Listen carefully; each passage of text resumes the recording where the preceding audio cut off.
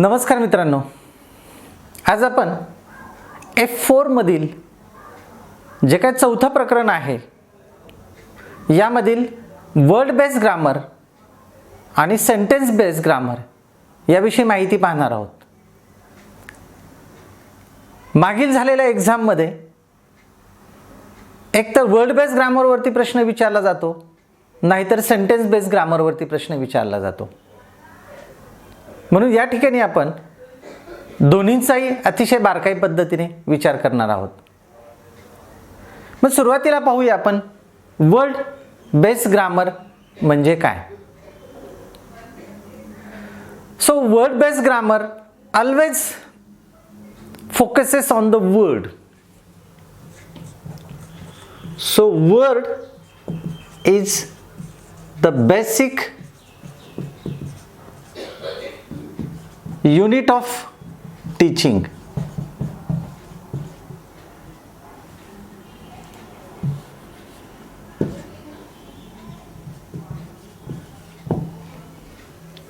So word is the basic unit of language, or we can say word is the basic unit of teaching. इथे word हा अतिशय महत्त्वाचा आहे.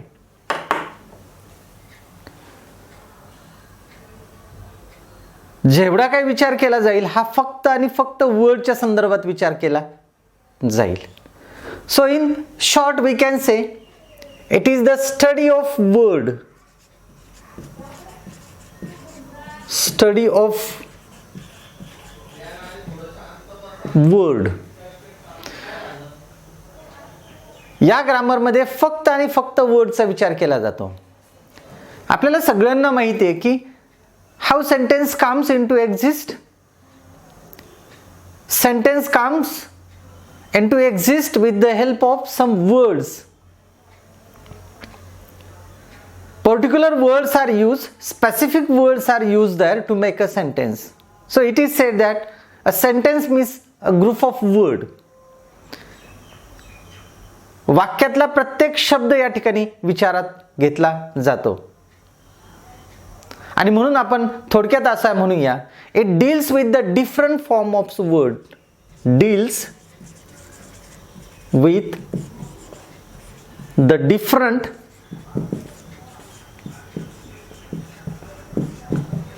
Forms of word.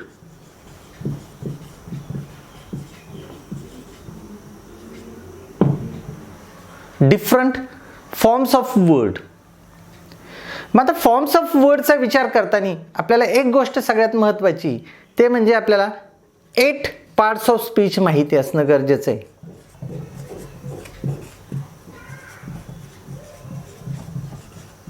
8 parts of speech आपल्याला माहिती असणं गरजेचं आहे. थोडक्यात when we think about the word based grammar we have to think about the parts of speech. So मग आता पार्ट्स ऑफ स्पीच म्हणजे कोणकोणते असतील याच्यामध्ये सगळ्यांना माहिती आहे. नाउन,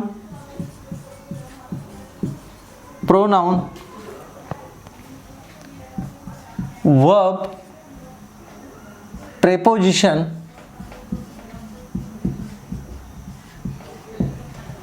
ॲडव्हर्ब,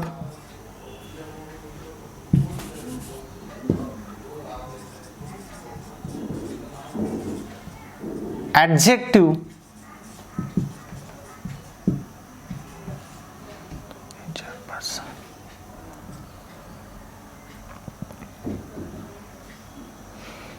conjunction आणि interjection.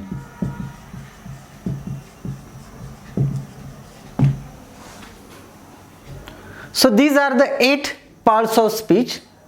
When we think about the word based grammar, we know that words are performing their role in a sentence, just like noun, pronoun, verb, adverb, adjective, preposition, conjunction and interjection.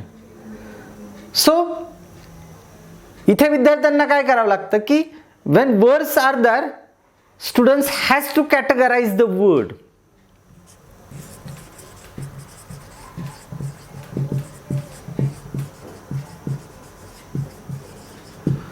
words categorize or categorization of words are very important here. आपण याच्यासाठी आता एक उदाहरण घेऊ, how we can consider the words. For example, एक उदाहरणाच्या साहाय्याने आपण वर्ड्स पाहूया. I M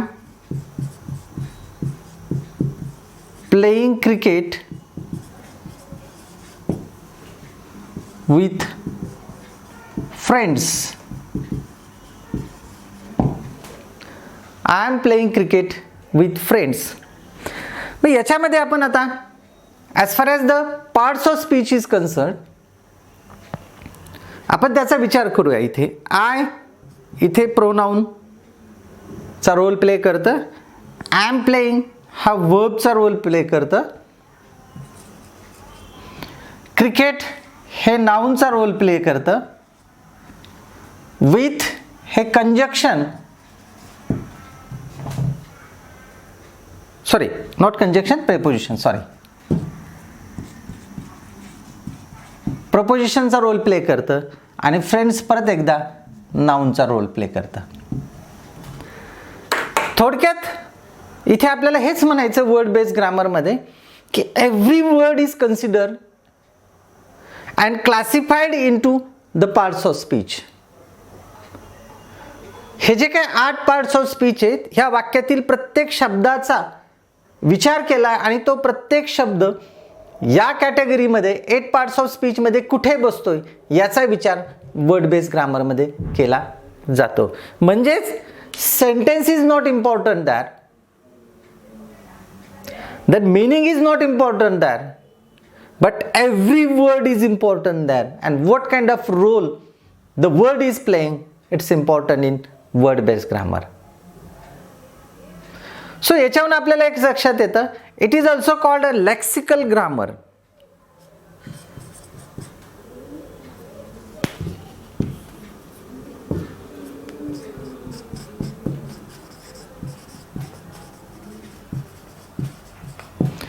It is also called a lexical grammar. Lexical grammar means the meaning of words. It means the meaning of words are important here. Meaning of words are important here. So that's why the word-based grammar is also called a lexical grammar. There might be a question, objective type question in exam. That word-based grammar is also known as, so it is also known as a lexical grammar. So friends, one more thing, याच्यामध्ये आणखी एक महत्त्वाची गोष्ट आहे की every word plays different grammatical role or property which I know.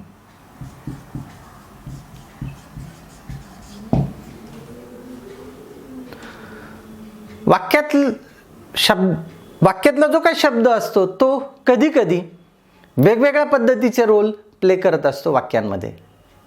So in short we can say that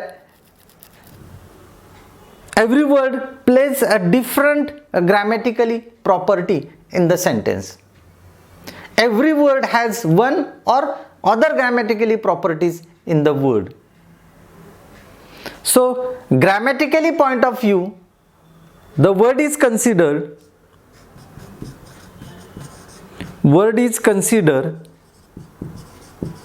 as grammatically or as a grammatical point of view.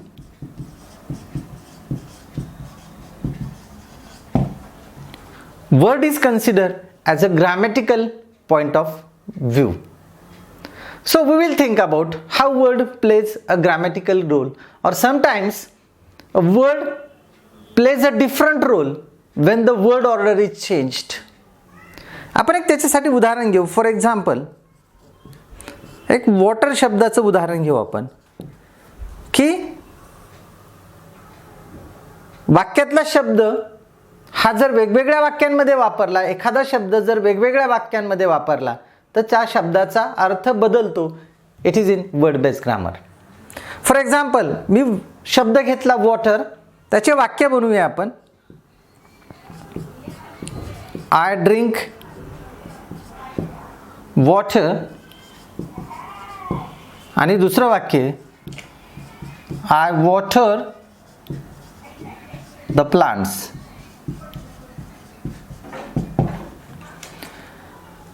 या वाक्यामध्ये दोन शब्द, एक शब्द हा कॉमन आहे, इथे वॉटर आहे आणि इथे वॉटर आहे.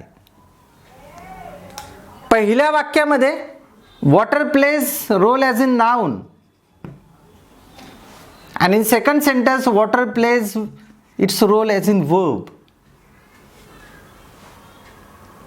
इथे नामाचं काम करतं तर इथे क्रियापदाचं काम हे वॉटर करत असतं. म्हणजेच आपल्याला माहिती आहे की एकच शब्द पण तो वेगवेगळ्या उदाहरणांमध्ये जर वापरला तर त्या शब्दाचा अर्थ हा बदलतो. So we can say that the placement of word can be changed. म्हणजे placement of word may change meaning. Placement of word may change meaning. वाक्याचा अर्थ बदलून टाकतो. आपण आणखी एक शब्द पाहूया. फॉर एक्झाम्पल, लुक शब्द घेतला आपण आणि त्याचा वापर केला. Look at, look for, look into,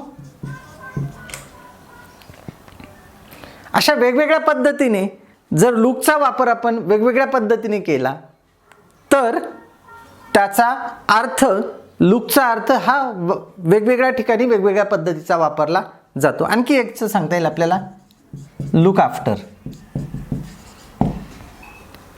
थोडक्यात आपल्याला इथे असं सांगता येईल की शब्दाची जागा जर बदलली तर त्याचा अर्थ हा बदलतो, हे वर्ड बेस्ड ग्रामरमध्ये. आणि एक शेवटचा आपल्याला एक मुद्दा पाहायचा आहे, तो म्हणजे वर्ड फॉर्मेशन.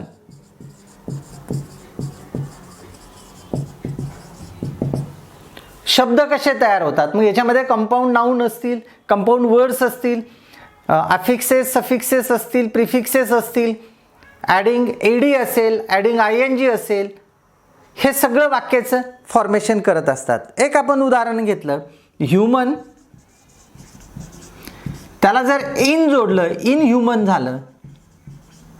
म्हणजे प्रिफिक्स जर इन जोडला आपण तर दिलेल्या शब्दाचा अर्थ बदलतो. ह्युमनचं इन ह्युमन केलं तर त्याचा अर्थ एकदम उलट होतो. ओके, आपण सफिक्सेस घेतले, समजायचं राईट,